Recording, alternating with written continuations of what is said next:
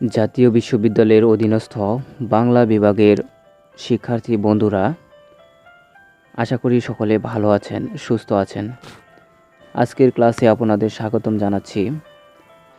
আজকে আমরা অনুবাদে চিরায়ত বা সেরা সাহিত্য থেকে ইডিপাস নাটকটি সংক্ষিপ্তভাবে আলোচনা করব, শুরু থেকে শেষ পর্যন্ত।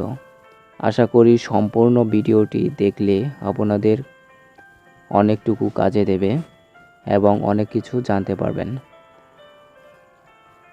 সম্পূর্ণ নাটক সম্পর্কে একটা মূল্যবান ধারণা হবে আশা করছি। তবে চলুন কথা না বাড়িয়ে ইডিপাস নাটক সম্পর্কে আলোচনা করি সংক্ষিপ্তভাবে।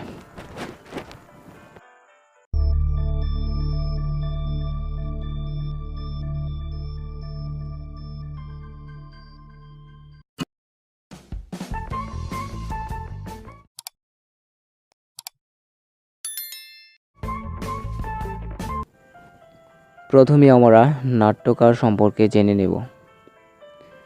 ইডিপাস রচনা করেন সফোক্লিস এবং অনুবাদ করেন সৈয়দ আলী আহসান।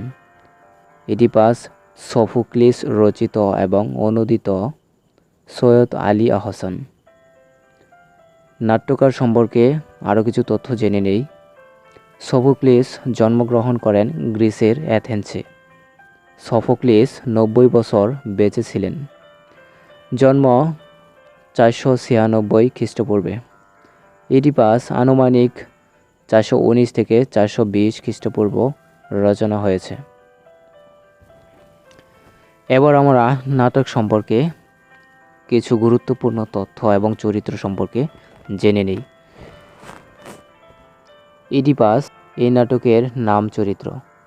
সে জন্মসূত্রে থিবিসের বাসিন্দা, পরে পালিত হয় করিন্থন রাজ্যের পলিবাসের কাছে। এই নাটকটি মাত্র 24 ঘন্টার কাহিনী। ইডিপাসের বাবা থিবিসের রাজা লিয়াস। ইডিপাসের মাতা জোকাস্টা। ইডিপাসের স্ত্রী জোকাস্টা। অর্থাৎ ইডিপাস নিজেই তার মাকে বিয়ে করে। এটা সম্পূর্ণ বুঝতে পারবেন মূল কাহিনীটা জানার পর। ইডিপাসের মামা বা শালা ক্রিয়ন। ইডিপাসের দাদা ল্যাবডেকাস, করিন্থনের রাজা পলিবাস এবং করিন্থনের রানী মেরোপি। অর্থাৎ পলিবাস এবং মেরোপি তারা হচ্ছেন ইডিপাসের পালক বাবা এবং মা। ডেলফি মন্দির অবস্থিত এপুলিতে। ডেলফি মন্দিরের ত্রিকালদর্শী ধৌববাণীদিত টিরেসিয়াস, তিনি হচ্ছেন জ্যোতিষী। 3 কালের সমস্ত কিছু তার চোখে ভাসত। স্ফিংস, সে দাদা দিত, একটা মহিলা ডাইনি। এবার আমরা গুরুত্বপূর্ণ কিছু তথ্য জানি। ইডিপাস শব্দের অর্থ হচ্ছে পা ফোলা।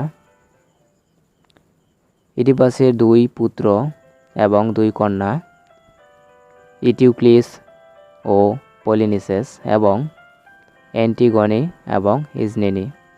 ইডিপাস ভাবানুবাদ গীতিনাট্য। সৈয়দ আলী আহসান সফোক্লিসের সরাসরি ইডিপাস রেক্স অবলম্বন না করে বরং E.F. ওয়াল্টিং এর ইংরেজি অনুবাদ করে ইডিপাস রচনা করেছেন। এবার আমরা ইডিপাস নাটকটির মূল কাহিনী জেনে নেই। থিবিসের রাজা লিয়াস এবং রানী জোকাস্টা, তারা নিঃসন্তান। তাই তারা বড় আশা করে ডেফলি মন্দিরে যায় তাদের সন্তান কামনা করে। মন্দির থেকে জানতে পায় যে সন্তান হবে এবং সেই সন্তান হবে তার পিতার হত্যাকারী এবং তার নিজ ছেলে তার পিতাকে হত্যা করে মাকে বিয়ে করবে। এমন কথা শুনে লিয়াস এবং জোকাস্টা হতভম্ব হয় এবং সন্তান হলে 3 দিন বয়সেই ইডিপাসকে পায়ে লোহার শিকল দ্বারা বেঁধে মেষচারকের হাতি দিয়ে বলে সিথারিয়ন পর্বতে নিয়ে ফেলে আসতে, অর্থাৎ সেখানে নিয়ে মেরে ফেলতে। কারণ বেঁচে থাকলে বাবার হত্যাকারী হবে। মেষচারক ইডিপাসকে দেখে মায়ায় পড়ে যায়, কেননা ইডিপাসের এমন চেহারা ছিল, শিশু অবস্থায় অনেক সুন্দর ছিল।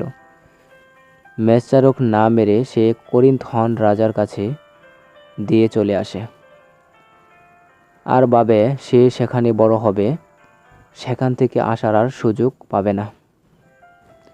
রাজা করিন্থন ও রানী মেরোপির কাছেই ইডিপাস বড় হয়ে গেল। ইডিপাস যখন শক্তিশালী যুবক,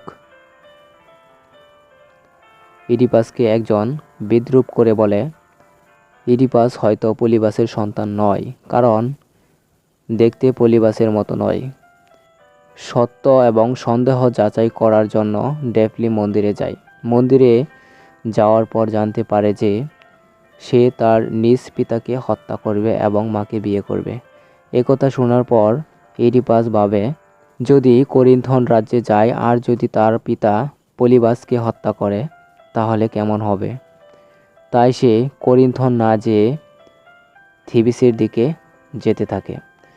যেতে যেতে ফুসিস নামে এক জনপদের কাছাকাছি তেরাস্তার মোড়ে আসে। সে সময় এক বৃদ্ধ পুরুষ ও কয়েকজন অনুসারী সহ রথে করে যাচ্ছিল। ইডিপাসকে পথ থেকে সরে যেতে বলতে বলতে পায়ের উপর দিয়ে একটি রথের চাকা উঠে যায় এবং পাটা থেতলে যায়। ইডিপাস রেগে গিয়ে বৃদ্ধ রাজা এবং তাদের অনুসারীদেরকে হত্যা করে। যে রাজাটিকে হত্যা করলো এটাই ছিল তার আসল বাবা লেয়াস। একজন অনুসারী বেঁচে গিয়ে রানী জুকাসটাকে জানায় যে দস্যু দল তাদের সবাইকে মেরে ফেলেছে। ইডিপাস লোকটিকে হত্যা করার পর স্ফিংস নামক এক ডাইনি রমণীর সাথে দেখা হয়। স্ফিংস তাকে ধাঁধা দেয়। দাদার উত্তর দিতে পারলে ইডিপাসকে থিবিসের ঢুকতে দেবে, না হলে মেরে ফেলবে। ইডিপাস সঠিক উত্তর দেয়। তারপর স্ফিংস আত্মহত্যা করে, কেননা যে স্ফিংস মহিলা সবাইকে দাদার জালে ফেলে মেরে ফেলে, কেউ উত্তর দিতে পারে না। আজ ইডিপাস উত্তর দিয়েছে, তাই সে খুবই মারা যায়। স্ফিংস মারা যাওয়ায় থিবিসবাসীরা খুশি হয়, কারণ থিবিসবাসীদের বিপর্যস্ত করে তুলেছিল। রাজাকে এবং স্ফিংসকে হত্যা করার ফলে জনগণ ইডিপাসকে রাজার আসনে বসিয়ে দেয় আর বিধবা রানীকে বিয়ে করে, কেননা কোনো রাজা রাজ্য জয় করলে রাজ্য পায় আর সেই রাজ্যের রানী তাকে বিয়ে করতে বাধ্য। ইডিপাস জানে না যে যাকে হত্যা করেছে সেই তার বাবা, এবং জুকাসটাও জানে না। 15 বছর কেটে যায়, 2 কন্যা 2 ছেলে হয়। অনেক দিন পর থিবিসে একটা মহামারী দেখা যায়, দুর্ভিক্ষ হয়। এর কারণ জানতে ক্রিয়নকে পাঠায় মন্দিরে। ক্রিয়ন জানতে পারে থিবিসের রাজাকে তার পুত্র মেরেছে আর মাকে বিয়ে করেছে। তার অভিশাপ পড়েছে এই রাজ্যে, হত্যাকারী এই রাজ্যেই আছে। ইডিপাস সত্য উদ্ঘাটনে উদ্বুদ্ধ হয়। থিবিসবাসীরাও বলে লেয়াসের হত্যাকারীকে শাস্তি দেওয়া হোক। ইডিপাস সবার সামনে বলে লেয়াসকে যে হত্যা করেছে তাকে নির্বাসনে দেওয়া হবে।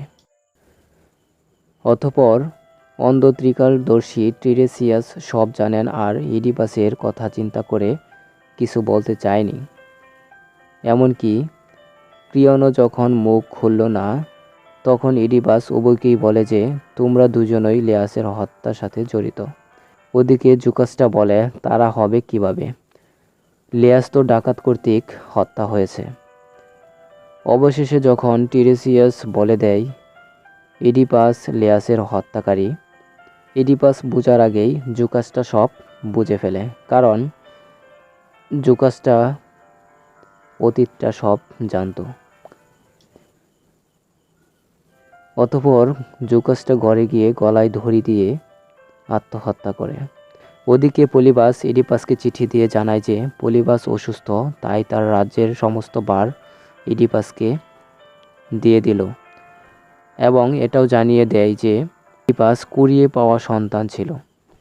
ইডিপাস সব বুঝে জুকাস্টার পরনের শাড়ির কাঁটা দিয়ে নিজের চোখ অন্ধ করে দেয়, আর সবার সামনে যে কথা দিয়েছিল হত্যাকারীকে নির্বাসন দিবে, শেষ পর্যন্ত ইডিপাস শিশু অবস্থায় মারার জন্য পাঠিয়েছিল সেই পর্বতে গিয়ে মৃত্যুর প্রহর গুনে। যাওয়ার আগে তার 2 আদরের কন্যাদের বলে যায় তারা বড় হয়ে বুঝবে যে কেন ইডিপাস চোখ অন্ধ করেছে, এমনটা যেন তাদের জীবনে না আসে। নাটকটি পুরোপুরি বলার চেষ্টা করলাম, আশা করি সম্পূর্ণটা বুঝতে পারছেন। পরবর্তী ক্লাসে আমরা অন্য আরেকটি টপিক নিয়ে আলোচনা করব। সে পর্যন্ত ভালো থাকবেন, সুস্থ থাকবেন। আল্লাহ হাফেজ।